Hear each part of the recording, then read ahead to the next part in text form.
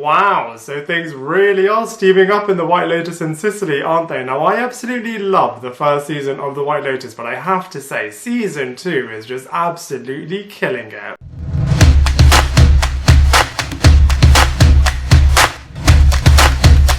What is up, everybody? Welcome back to my channel, Lifestyle Critic. I hope you're having a brilliant day. So in this video, we are going to be breaking down the 4th episode of the 2nd season of the White Lotus. And a lot of the characters that haven't met each other yet at the resort are getting connected with each other in more ways than one. And there are so many things that are being slowly built up across this episode and this season.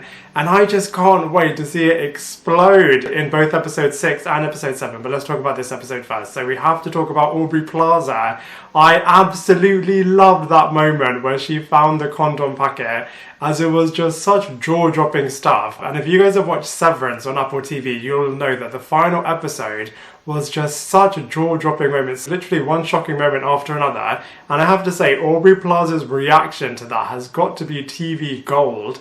And she was just so brilliant, as you could feel everything that she is feeling along with this character, which was just so fantastically portrayed by Aubrey Plaza. And I love how Harper gave Ethan so many chances to tell her the truth about what actually happened last night. Now, it's really interesting on that point. I mean, did Ethan do the wrong thing by not telling her? I think it's a really interesting bit of social commentary in terms of bro code and girl code, and does this not exist when you are a couple and when you are together as one unit. And you just know that this one single action is going to have a massive domino effect in the next couple of episodes. And I am sure that Ethan will live to regret this by the end of this season, as he will wish that he had told Harper the truth, as I can just imagine things are just going to take a very nasty and dark turn. And the irony is that he hasn't actually done anything wrong. He was faithful towards Harper, but I don't know what she's going to do now. Maybe she will sleep with Cameron, which some of the trailers are teasing. Or maybe she is going to kill Ethan, and Ethan is going to be one of the bodies that Daphne found right at the start of this season. And it's all to do with Cameron. It's all Cameron's fault, which is why it's just going to be so tragic. And on that point, Theo James didn't do that much in this episode, but he did definitely do a lot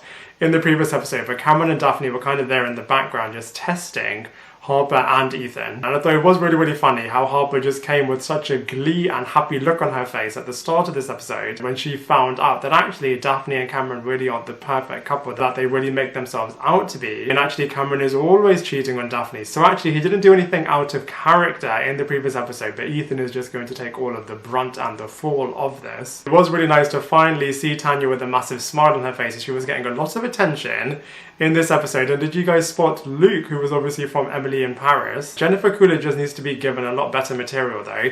If you've watched The Watcher on Netflix, you will see that she was absolutely formidable in that show, and I'm just waiting for her to really get to that same level. But we also got to see one of the guy's nephews, Jack, was the same guy that caught Portia's eye the week before, and they have so much chemistry, and she really has got in Jack everything that she was after in terms of somebody that's really going to make her fly off her feet and is really going to make her heart beat a lot and really give her that sense of adventure that she never really got with Albie. And I have to say, I feel so bad for Albie. Adam DiMarco is so good in playing him, and your heart was literally breaking. He was telling both Lucia and Mia, look, my friend is just going to come very soon, but then he could always see that actually she is just laughing away and having the time of her life with Jack. Then he did something that is so typical in relationships, which is trying to outdo the other one. He wanted to show Portia that he is having such a good time with Lucia at the bar, and then he wanted to kiss her after he spotted that Portia was kissing Jack, so it felt so high school. Dominic, who is easily my favourite character from all of them, didn't do that much this episode. It was interesting to see that he is still trying to get over his sex addiction by the end of this episode,